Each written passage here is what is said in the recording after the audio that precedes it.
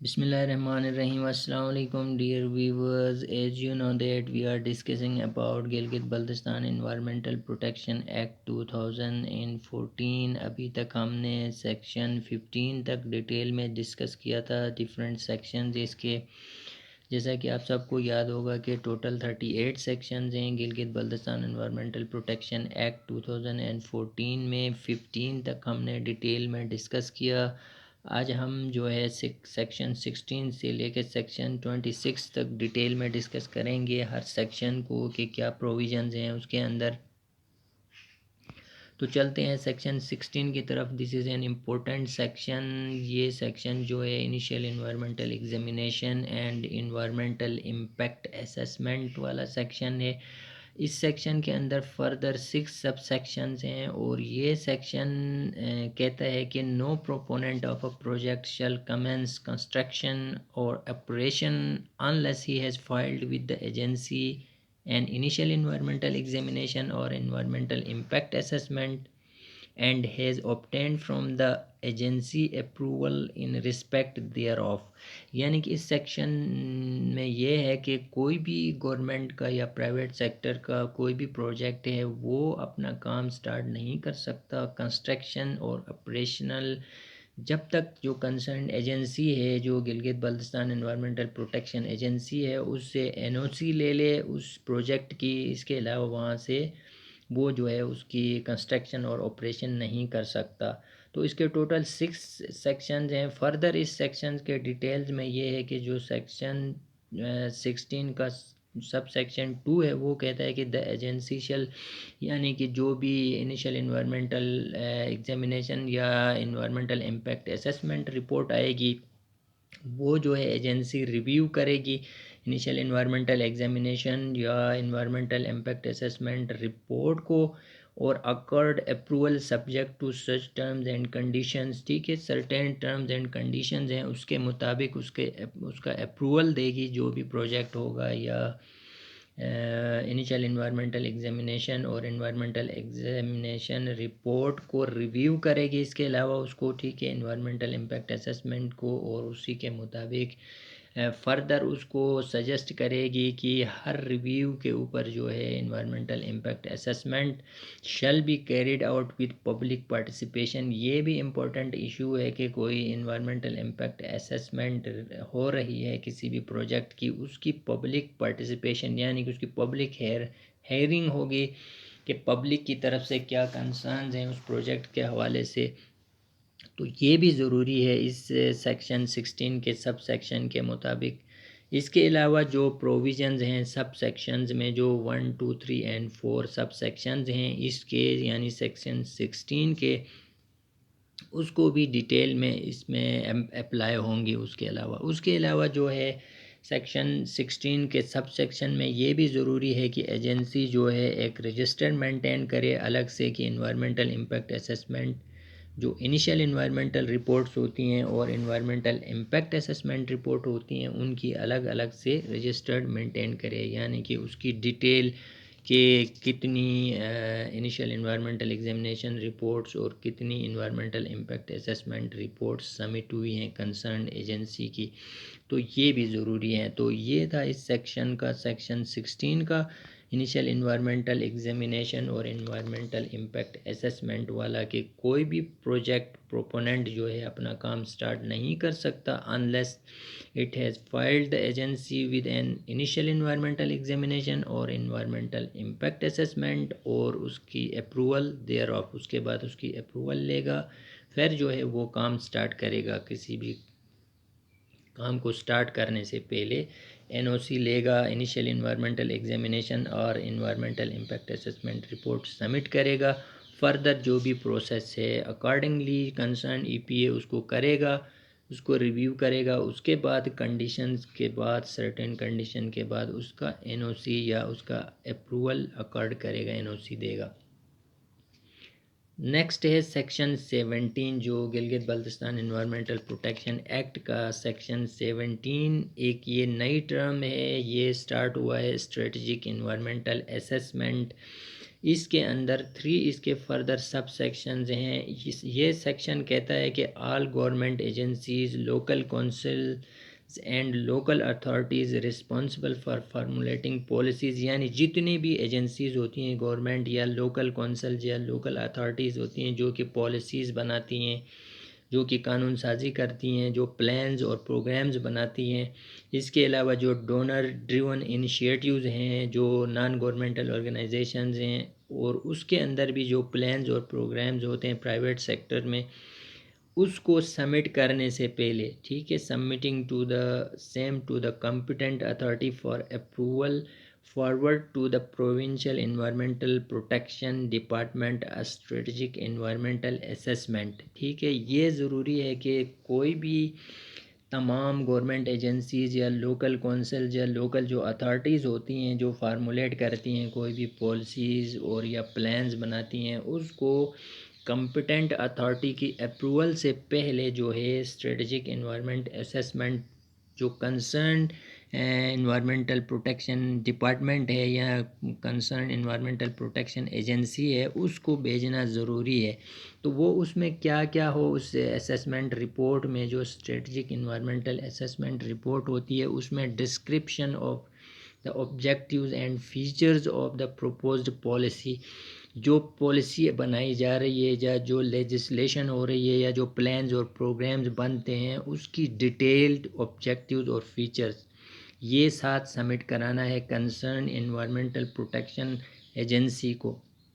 इसके अलावा जो assessment of the adverse environmental effects होती हैं, जो नेगेटिव इम्पैक्ट्स होते हैं, इफ़ एनी अगर हैं तो likely to be cause during implementation of the policy, उस पॉलिसी और लेजिस्लेशन के दौरान या जो प्लान्स और प्रोग्राम्स बनते हैं उसके दौरान अगर कोई नेगेटिव इन्वायरमेंटल इम्पैक्ट्स होते हैं तो उसके लिए क्या करना है, along with proposed preventive mediatory and compensatory measures के साथ वो भी डिटेल में सबमिट करना है कंसर्न एजेंसी को। उसके अलावा जो है एनालिसिस ऑफ पॉसिबल अल्टरनेटिव्स को भी साथ डिटेल में लिखना है कि उसके पॉसिबल अल्टरनेटिव्स क्या होंगे। उसके अलावा identification of those components of the policy, जो लेजिस्लेशन हुई है, जो प्लान्स और प्रोग्राम्स बने हैं उसकी आइडेंटिफिकेशन, जो कंपोनेंट्स हैं उनकी identification in respect of which separate environmental impact assessment will be carried out in due course. ठीक, अगर कोई नेगेटिव इन्वायरमेंटल इम्पैक्ट्स हैं तो उसकी इम्पैक्ट असेसमेंट भी बनाना ज़रूरी है, वो भी साथ सबमिट करना है जो कंसर्न इन्वायरमेंटल प्रोटेक्शन डिपार्टमेंट है उसको, जो कंसर्न इन्वायरमेंटल प्रोटेक्शन एजेंसी है उसको साथ सबमिट करवाना है स्ट्रेटजिक इन्वायरमेंटल एक असेसमेंट रिपोर्ट जिसके अंदर ये सब होना चाहिए।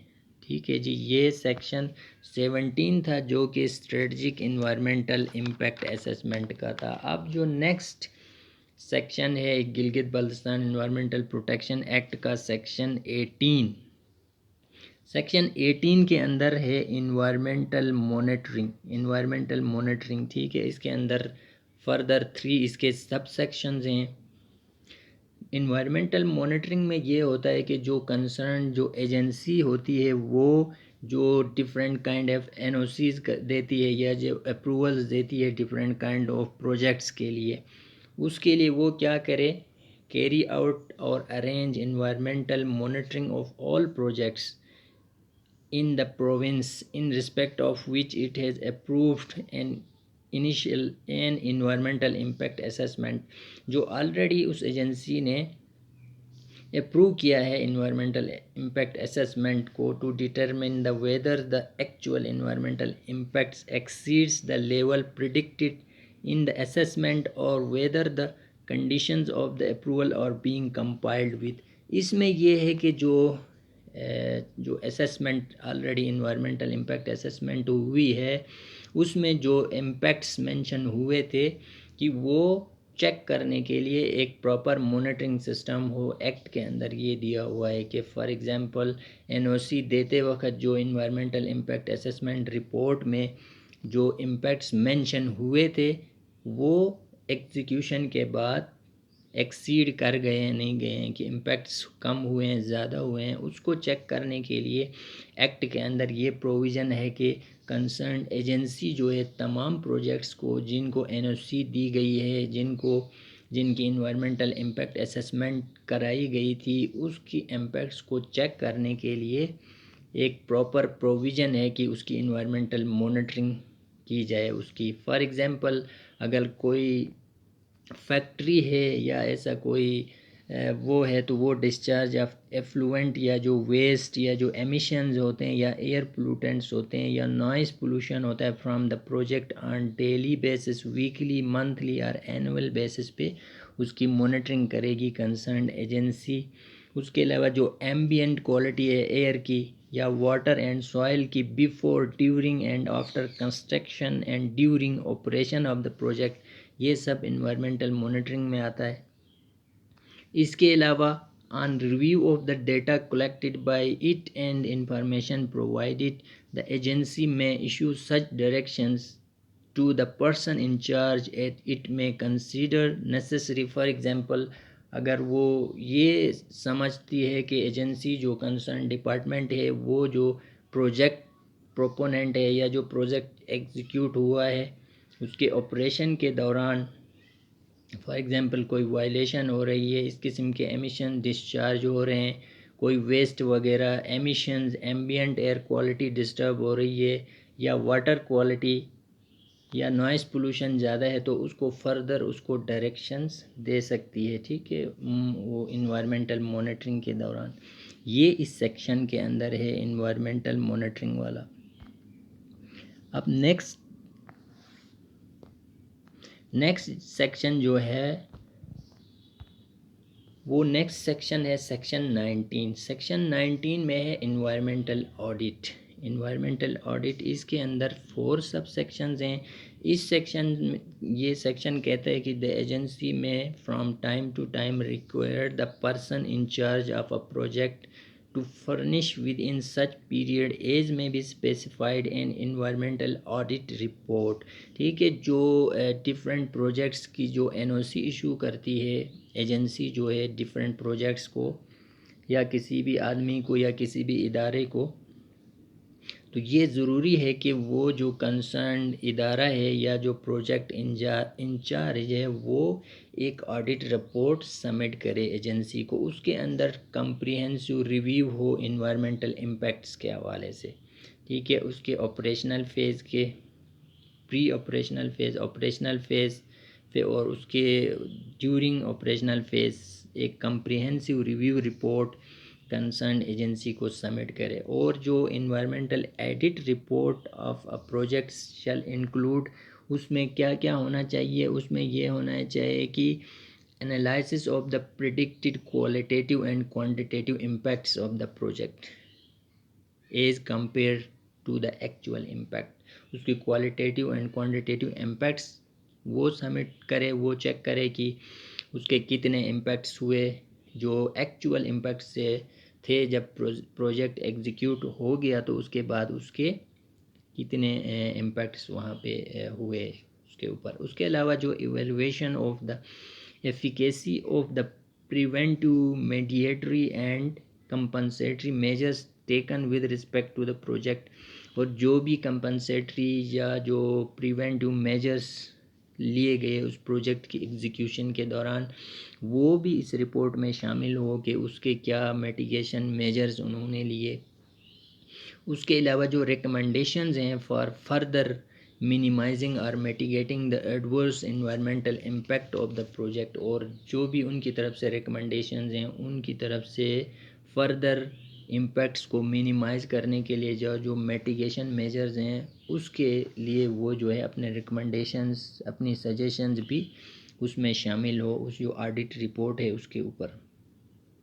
उसके अलावा based on it's review of the environmental audit report, जो ऑडिट रिपोर्ट सबमिट होगी उसी के हिसाब से जो एजेंसी है वो फर्दर उस आदमी को डायरेक्शंस करे या उसको सजेशंस दे दे that the specified mediatory and compensatory measures be adopted within a specified time period and may also where necessary modify the approval granted by it under section 16।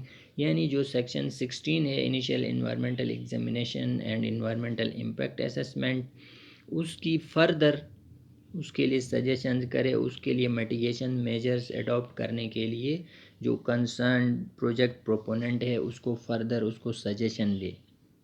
ये environmental edit report में शामिल होना चाहिए जो section 19 में है। अब आते हैं section 20। This is also an important section, environmental protection order. Environmental protection order, इसके अंदर भी फर्दर 4 सब सेक्शंस हैं। इसके अंदर ये है कि where the agency is satisfied that the discharge or emissions of any effluent, waste, air pollutant or noise, or the disposal of waste, or the handling of hazardous substances, or any other act or omission is likely to occur or is occurring or has occurred in violation of any provision of this act or the rules and regulations or of the conditions of a license, the agency may issue environmental protection order.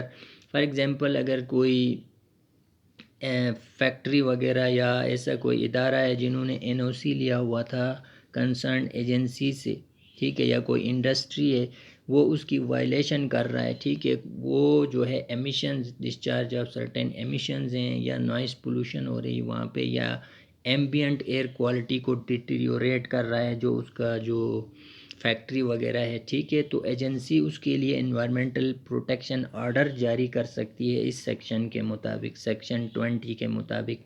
उसमें क्या क्या शामिल है, उसमें agency जो है फ़ौरन उसको डायरेक्ट कर सकती है कि जो उसकी फैक्ट्री है या उसकी इंडस्ट्री है उसको फ़ौरन जो है उसको बंद करा सकती है, इमीडिएट स्टॉपेज, ठीक है, उसका लाइसेंस कैंसिल कर सकती है जो अगर वो वायलेशन कर रहा है, डिस्चार्ज कर रहा है सर्टेन एमिशंस या डिस्पोज कर रहा है जो हैज़र्ड्स वेस्ट है उसकी हैंडलिंग या मिनिमाइज़ करने के लिए फर्दर जो इन्वायरमेंटल इम्पैक्ट्स हैं उसके लिए फ़ौरन उसको ऑर्डर इशू कर सकती है, नोटिस इशू कर सकती है कि वो फ़ौरन इस एक्टिविटी को बंद करे।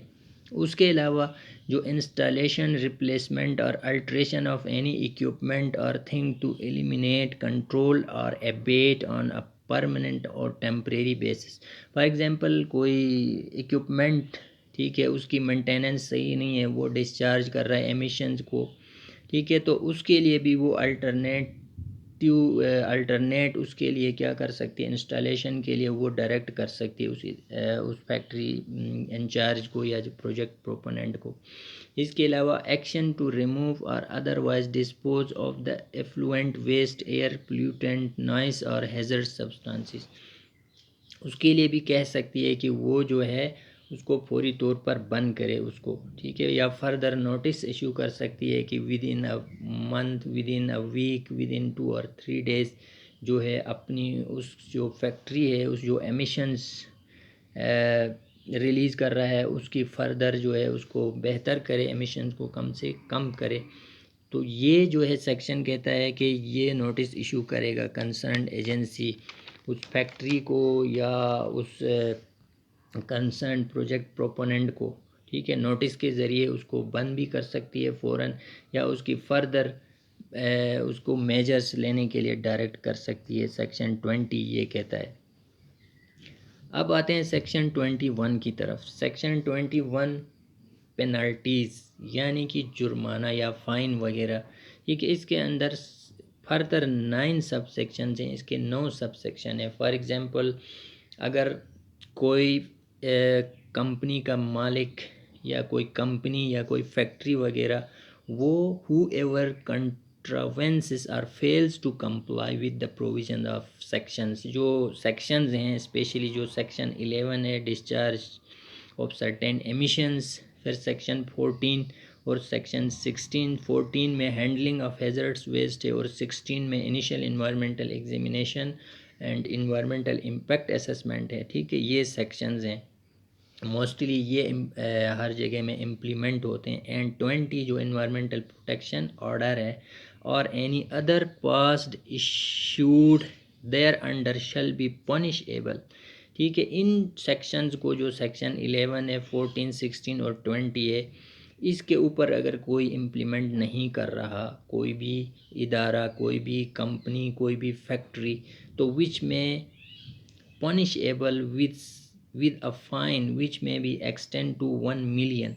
1 million तक उसके ऊपर फाइन हो सकता है अगर कोई इसकी वायलेशन करता है, इन सेक्शंस की, सेक्शन 11, 14, 16 एंड 20 की। और अगर फिर ये कंटिन्यू करता है, अगर ये जो उसने वायलेशन की है, ठीक है, ये कंटिन्यूली कंट्रावेंशन और failure with an additional fine which may extend to 1000 rupees for every day during which such contravention of failure continues। अगर इस किस्म की वायलेशन जारी करता है वो जो फैक्ट्री है या जो मालिक है, ऑनर है किसी भी इंडस्ट्री का, 1 मिलियन तो उसका फ़ाइन होगा फ़ौरन ही। अगर उसकी वायलेशन करता है तो 1 मिलियन रुपीज़ उसके फ़ाइन उसके ऊपर होगा। उसके बाद अगर ये कंटिन्यूली वायलेट कर रहा होगा तो उसका पर डे के हिसाब से 1000 रुपीज़ उसके ऊपर फ़ाइन होगी। जो उसका इंचार्ज है या उसका जो मालिक है, ऑनर है उन इंडस्ट्री का, उसके ऊपर फ़ाइन है। ये पेनल्टीज़ में आता है। पेनल्टीज़ मींस के फ़ाइन, अगर कोई जो प्रोविज़न है Gilgit Baltistan environmental protection act हैं उनकी सर्टेन जो सेक्शंस हैं उसकी वायलेशन करता है तो उनके ऊपर फ़ाइन होगा, पेनल्टी होगा 1 मिलियन रुपीज़। अगर ये कंटिन्यू रखता है तो पर डे के हिसाब से 1000 पर डे के हिसाब से फर्दर उसके ऊपर फ़ाइन होगा। ये था section 21 penalties. Now we will discuss the section 22। Section 22 के अंदर है अफेंसेस बाय बॉडीज़ कॉरपोरेट। अगर कोई कॉरपोरेट बॉडी जो है उसकी वायलेशन करता है, ऑफेंस करता है, तो उसके लिए क्या है इसमें लिखा हुआ। इस सेक्शन, ये सेक्शन कहता है कि अगर कोई contravention of this act has been committed by a body, corporate body अगर उसकी वायलेशन करता है इस एक्ट की, and is proof that such offence has been committed, और अगर ये प्रूफ हो गया कि रियली जो है वाकई इस कॉरपोरेट बॉडी ने जो है ये ऑफेंस किया है, वायलेशन किया है उस एक्ट का, attributed to any negligence on the part of any director partner, यानी जो कॉरपोरेट बॉडी है उसके अगर जो डायरेक्टर होगा या उसका जो पार्टनर होगा या मैनेजर होगा या उसका सेक्रेटरी होगा, यो other officer of the body corporate, such director, partner, manager, secretary or other officer of the body corporate shall be deemed guilty, वो गिल्टी होगा of such contravention along with the body corporate and shall be punished accordingly. ठीक है, इस तरह इनके ऊपर भी punishable होगा, ये पेनल्टी होगी इनके ऊपर अगर ये कॉरपोरेट बॉडी जो है उसकी ऑफेंस करता है या वायलेशन करता है इस एक्ट की जो प्रोविजंस हैं उनकी, तो उनके ऊपर क्या होगा, वो जुर्माना होगा या फ़ाइन होगा, पेनल्टी होगा इस सेक्शन के मुताबिक, सेक्शन 2 के मुताबिक। और जो कंसर्न कंपनी है या जो चीफ एग्जीक्यूटिव है या जो उसका डायरेक्टर वगैरह है, उसको जो कॉरपोरेट बॉडी है या फर्म है या एसोसिएशन है of person and society registered under the societies regulation act 1860, जो रेगुलेशन है सोसाइटीज़ रजिस्ट्रेशन एक्ट 1816 उसके मुताबिक under the corporative societies act 1925, इसके मुताबिक जो है इनके ऊपर कार्रवाई होगी, यानी कि उनके ऊपर जो भी लीगल वो होगी वो उसके ऊपर की जाएगी अगर कोई कॉरपोरेट बॉडी जो है उसकी वायलेशन करता है इस एक्ट की। अब आते हैं सेक्शन 23 के अंदर।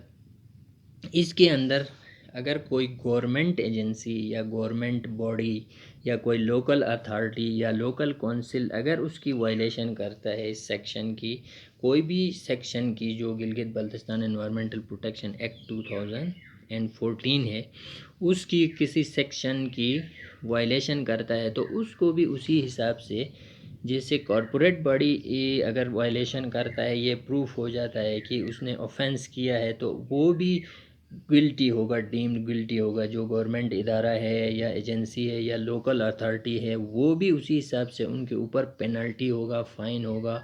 ये जो Gilgit Baltistan environmental protection act 2014 है, उसके मुताबिक कार्रवाई होगी। जैसे कॉरपोरेट बॉडी की होगी, बिल्कुल इसी तरह अगर कोई गवर्नमेंट एजेंसी या लोकल अथॉरिटी या लोकल काउंसिल अगर उसकी वायलेशन करता है, ये प्रूफ हो जाता है, तो कि वो अगर ये प्रूफ हो जाता है कि उसने वाकई ये ऑफेंस किया है या उसने कमिट किया है, तो वो जो काउंसिल है या जो लोकल अथॉरिटी है या गवर्नमेंट एजेंसी है, वो भी अकॉर्डिंगली पनिश्ड होगा। अकॉर्डिंगली जो एक्ट है, जो Gilgit Baltistan environmental protection act है, उसके के मुताबिक वो उसके ऊपर पेनल्टीज़ होंगी और अकॉर्डिंगली जो भी प्रेस्क्राइब्ड रूल्स एंड रेगुलेशंस हैं उसके मुताबिक कार्रवाई होगी। अब आते हैं सेक्शन 24। सेक्शन 24 भी इम्पोर्टेंट सेक्शन है। इसमें इन्वायरमेंटल कोड्स, यानी कि इस सेक्शन के अंदर ये ऑथराइज़ किया गया है कि एक अलग से इन्वायरमेंटल कोड इस्टेब्लिश की जाए। इस सेक्शन के अंदर 8 फर्दर सब सेक्शन है और इसके अंदर ये प्रोविज़न है कि the government may by notification in the official gazette establish as many environmental codes as it consider necessary. जितनी ये अगर चाहता है कि मुनासिब समझे, तो उतने हिसाब से इन्वायरमेंटल कोड्स इस्टेब्लिश कर सकता है। और it consider necessary and where it establish more than one environmental code, एक या एक से ज़्यादा भी इस्टेब्लिश कर सकता है इस एक्ट के मुताबिक। ये प्रोविज़न है इसके अंदर। Are the class of cases in respect of which each one of them shall exercise jurisdiction under this act। Okay, इस एक्ट के अंदर ये प्रोविज़न है कि एक कोर्ट, इन्वायरमेंटल कोर्ट या एक से ज़्यादा इन्वायरमेंटल कोर्ट्स जो हैं इस्टेब्लिश कर सकता है। तो अब इन्वायरमेंटल कोर्ट जो है शल कंसिस्ट ऑफ, किन किन पर मुश्तमिल होगा। इसके अंदर जो है इन्वायरमेंटल कोड के अंदर एक क्या होगा, consist of a chairman who is or has been is qualified for appointment as a जज of the session court. Session court का एक जज जो है इस इन्वायरमेंटल कोर्ट का चेयरमैन होगा। ठीक है। For every sitting of the environmental court the presence of the chairperson and not less than one member shall be necessary. एक या एक से ज़्यादा मेंबर इसके अंदर होने चाहिए। जो जब डिसीजन करेगा तो वो उसके अंदर उसकी कंपोजिशन में कमेटी में एक से ज़्यादा उसके अंदर जजेस होने चाहिए। सेशन कोर्ट का जो एक जज होगा वो उसको वो करेगा। ठीक है। उसके बाद जो टर्म्स एंड कंडीशंस हैं जो चेयरमैन होता है उसके, इन्वायरमेंटल कोड सच एज में भी प्रेस्क्राइब जो रूल के अंदर हैं उसी हिसाब से उसकी जो टर्म्स एंड कंडीशंस हैं सर्विस के, वो उसी हिसाब से होंगे जो कि इस रूल के अंदर डिटेल में दिया गया, प्रिस्क्राइब किया गया। अब आते हैं सेक्शन 25 के अंदर जो इन्वायरमेंटल कोर्ट हैं उसकी जुरिडिक्शंस और उसके पावर्स क्या है इन्वायरमेंटल कोर्ट में, इसमें डिटेल में डिस्कस होगा। इसके अंदर भी 10 सब सेक्शन हैं जो जुरिडिक्शन एंड पावर्स हैं। हर एक में डिटेल में दिया गया है कि पावर्स क्या होंगी उस कोर्ट के, उसकी जुरिडिक्शंस क्या होंगी।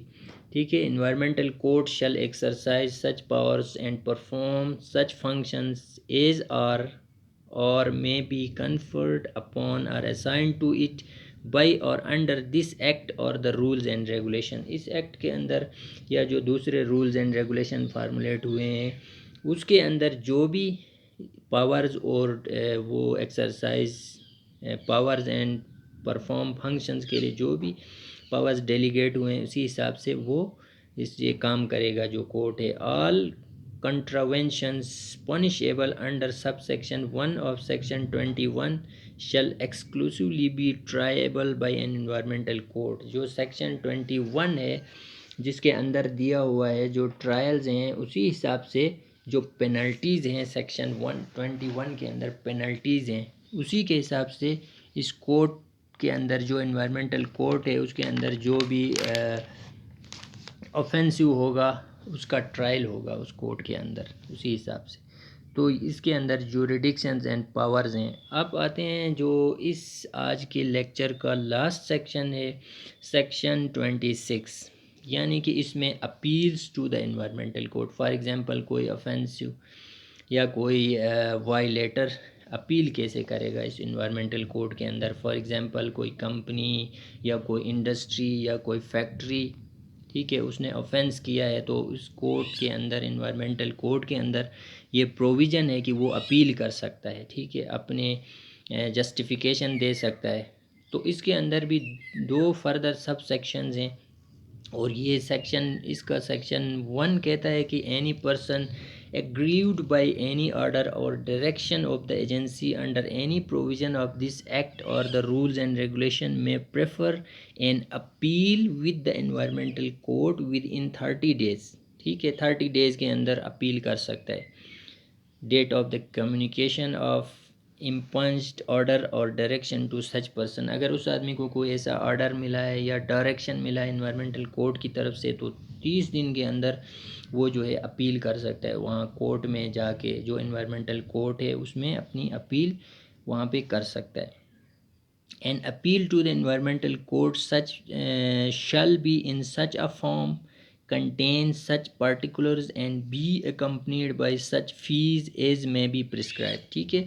और जो अपील होगी उसके अंदर, फॉर एग्जांपल उसने कोई वायलेशन किया है सेक्शन 21 के मुताबिक जो पेनल्टीज़ हैं, फॉर एग्जांपल कोई उसने वायलेशन की है, तो अगर उस पर फ़ाइन या पेनल्टी अगर उस पर हुआ है तो वो भी साथ उस अपील में वो साथ जमा कराना होगा उसको, ठीक है, जो फ़ी या पेनल्टी है।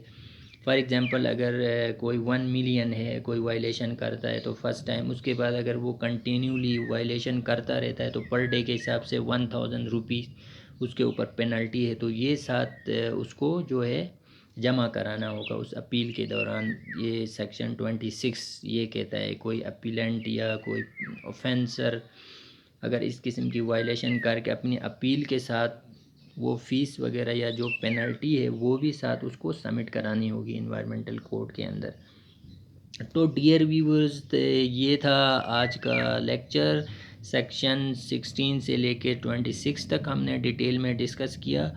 अगर आप समझते हैं कि ये इन्फॉर्मेशन आपके लिए फ़ायदेमंद साबित हुई है तो ज़रूर कहूँगा कि मेरे चैनल को ज़रूर सब्सक्राइब कीजिएगा, लाइक कीजिएगा और बेल आइकन को ज़रूर प्रेस कीजिएगा ताकि जो अपकमिंग वीडियोज़ हैं उसकी इन्फॉर्मेशन आप तक पहुँच सके। देखने का बहुत बहुत शुक्रिया। वस्सलामु अलैकुम।